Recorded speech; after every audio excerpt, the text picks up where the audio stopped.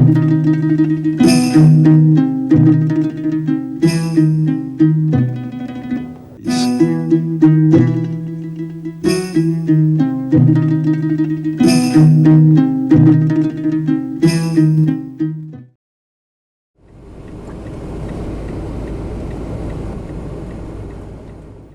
দর্শক, আজকের কাফেলায় আপনাদেরকে খোদাদ্রোহী ফেরাউনের খোদাদ্রোহিতার কুখ্যাত স্মৃতি বহন করে থাকা একটা স্থাপনা দেখাতে রওনা হলাম, যে স্থাপনাটি ফেরাউন তৈরি করেছিল নবী মূসা আলাইহিস সালামকে মিথ্যা প্রতিপন্ন করার জন্য। হামানকে নির্দেশ দিয়েছিল যে আমার জন্য উঁচু একটি টাওয়ার তৈরি করো, যাতে আমি মূসার রবকে দেখতে পারি। শুধু দর্শক, আজকে আমরা ফেরাউনের নির্মিত সেই টাওয়ারে আপনাদেরকে নিয়ে চললাম। যে স্থাপনাটি খোদাদ্রোহী ফেরাউন তার কথিত প্রভুত্বকে প্রশ্নাতীতভাবে মানুষের সামনে ধরে রাখার জন্য প্রচণ্ড রকমের কূটচালের অংশ হিসাবে তৈরি করেছিল, তৎকালীন সময়ে এই স্থাপনাটিকে পৃথিবীর সবচেয়ে উঁচু স্থাপনা হিসাবে ইতিহাসবিদগণ উল্লেখ করেছেন। প্রিয় দর্শক, এখন দেখতে পাহাড়ের টিলার মতো মনে হলেও এটি মূলত একটি সৌধ ছিল। এই সৌধটি কার্নাক টেম্পলের দক্ষিণ পূর্ব কোণে অবস্থিত।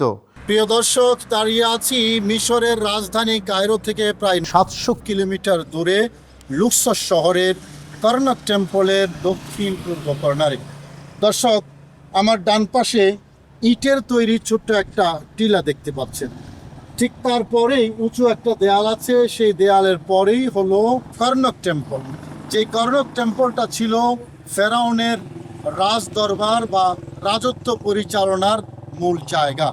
সেখানেই সে তার রাজত্ব পরিচালনা করত এবং তার প্রভুত্ব বিস্তার করত এই টেম্পলের এই জায়গা থেকে। শুধু দর্শক, এই যে স্থাপনাটা, এই টিলাটা, এটার একটা ইতিহাস আছে। সেই ইতিহাসটা কোরআনে কারীমে আল্লাহ পাক রব্বুল আলামিন বলেছেন সূরা কাসাসের 38 নম্বর আয়াতে এবং সূরা গাফিরের 36 নম্বর আয়াতে। আমরা সকলেই জানি দর্শক, হযরত নবী মূসা আলাইহিস সালাম আল্লাহর তাওহীদ প্রচারে পৃথিবীতে শুভাগমন করেছেন, আর ফেরাউন ছিল তার উল্টা। ফেরাউন তার সম্প্রদায়কে বলেছিল, মা আলিমতু লাকুম মিন ইলাহিন গায়রি, আমি তোমাদের জন্য আমি ব্যতীত অন্য কোনো ইলাহ আছে বলে জানি না, মানি না, বিশ্বাস করি না। অর্থাৎ সে প্রভু দাবি করেছে, খোদা দাবি করেছে, এবং অন্য আয়াতে সে বলেছে আনা রব্বুকুমুল আলা, আমি হলাম তোমাদের সবচেয়ে বড় রব। শুধু দর্শক, এই ইস্যু নিয়ে নবী মূসা আলাইহিস সালামের সাথে ফেরাউনের দ্বন্দ্ব। মূসা আলাইহিস সালামের দাবি ছিল লা ইলাহা ইল্লাল্লাহ, আল্লাহ ছাড়া কোনো মাবুদ নাই, মাবুদ একমাত্র আল্লাহ। সুতরাং ফেরাউন তার দাবিতে মিথ্যাবাদী। এই যে মূসা আলাইহিস সালামের সাথে ফেরাউনের দ্বন্দ্ব, সেই দ্বন্দ্বে ফেরাউন পেরে উঠতেছিল না। তাকে যারা প্রভু মানত তাদের কাছে নিজের বিশ্বাসযোগ্যতা প্রমাণ করার জন্য এবং নবী মূসা আলাইহিস সালামকে মিথ্যাবাদী প্রমাণ করার জন্য সে একটা কৌশল অবলম্বন করেছে। সেই কৌশলটাই মূলত এই টিলাকে ঘিরে। তার উজির ছিল হামান, উজির এবং তার উপদেষ্টা। হামানকে সে বলল, যে হামান, তুমি মাটি পুড়িয়ে ইট তৈরি করো এবং সেই ইট দিয়ে এমন একটা উঁচু স্থাপনা তৈরি করো, একটা সৌধ নির্মাণ করো, যেই সৌধ সর্বোচ্চ মানের হবে, এবং ওখানে উঠে আমি মূসা যে রবের কথা দাবি করছে, আমি দেখব আসলে মূসার রবের কোনো অস্তিত্ব আছে কিনা, কারণ আমি তো নিজেই রব। একথা বলে মূলত তাকে যারা খোদা এবং প্রভু মানত তাদের কাছে মূসা আলাইহিস সালামকে মিথ্যাবাদী প্রমাণ করাই ছিল তার কূটকৌশল।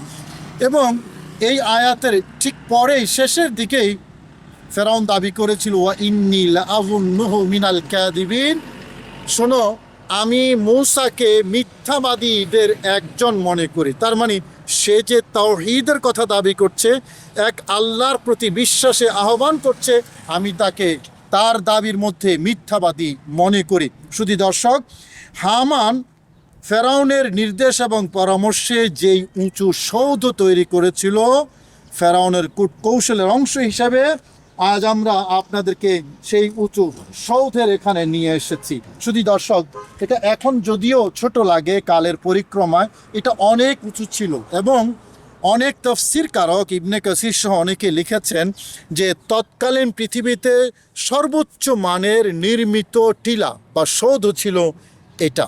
এটাকে কোরআনে কারিমে বলা হয়েছে আসসার। সারহন শব্দের অর্থ হলো উঁচু টিলা। হযরত নবী মূসা আলাইহিসসালাম এক আল্লাহর তাওহীদের বাণী প্রচার ও প্রতিষ্ঠা করার জন্য পৃথিবীতে প্রেরিত হয়েছিলেন। আল্লাহর একত্ববাদ মেনে নিলে সৃষ্টির কাউকে প্রভু বলার বা মান্য করার সুযোগ নেই। তখন সবাই এক আল্লাহর বান্দা হয়েই একমাত্র আল্লাহ তাআলার ইবাদত করবে। ঠিক এ বিষয়ে নবী মূসা আলাইহিসসালামের সাথে ফেরাউনের দ্বন্দ্ব অপরিহার্য হয়ে পড়ে। ফেরাউন নিজেকে ইলাহ তথা প্রভু দাবি করে নবী মূসা আলাইহিসসালামের বিপরীতে বিদ্রোহ ঘোষণা করেছে। নবী মূসা আলাইহিসসালাম ছিলেন আল্লাহর একত্ববাদের পক্ষে, আর ফেরাউন সরাসরি আল্লাহর অস্তিত্বকেই অস্বীকার করেছে। তার দাবি ছিল, আমি ব্যতীত তোমাদের অন্য কোনো ইলাহ নেই। সে কারণে নবী মূসা আলাইহিসসালাম যখন আল্লাহ রব্বুল আলামিনের কথা বললেন, তখন ফেরাউন বলল, রব্বুল আলামিন আবার কে? উত্তরে মূসা আলাইহিসসালাম বললেন, আল্লাহ তিনি, যিনি জমিন ও আসমানের রব। ফেরাউন তখন মূসা আলাইহিসসালামকে পাগল বলে। মূসা আলাইহিসসালাম বললেন, শুধু তাই নয়, আল্লাহ তাআলা পূর্ব পশ্চিম এবং তার মধ্যে যা কিছু আছে সব কিছুরই রব। ফেরাউন বলল, মূসা, তুমি যদি আমাকে বাদ দিয়ে অন্য কোনো প্রভু গ্রহণ করো, তবে আমি তোমাকে পাথর নিক্ষেপ করে হত্যা করব। খোদার বলে শক্তিমান নবী মূসা আলাইহিসসালামকে কোনোভাবেই এক আল্লাহ থেকে সরাতে না পেরে ফেরাউন পেরেশান হয়ে পড়ে। আর ওইদিকে লাঠিসহ নবী মূসা আলাইহিসসালামের মুজেজা দেখে ফেরাউনের প্রতি মানুষের অবিশ্বাস তৈরি হতে লাগলো। ৭০,০০০ জাদুকর নবী মূসা আলাইহিসসালামের কাছে পরাস্ত হয়ে এক আল্লাহর উপর ঈমান আনলো। ফেরাউন ভাবল, এভাবে যদি চলতে থাকে শেষ পর্যন্ত আমাকে প্রভু মান্য করার আর কেউ থাকবে না। সবাই মূসার খোদাকেই প্রভু হিসেবে মান্য করবে।